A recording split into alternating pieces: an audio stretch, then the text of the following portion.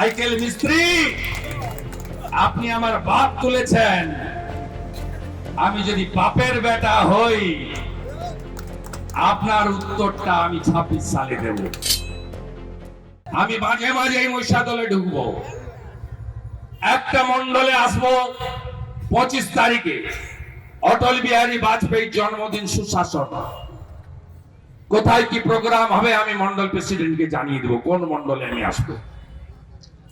প্রত্যেক মাসে সামাজিক, রাজনৈতিক, ধর্মীয়, পারিবারিক জনসংযোগে শুভেন্দু অধিকারীকে মহিষাদল পাবে। সাইকেল মিস্ত্রি, আপনি আমার বাপ তুলেছেন।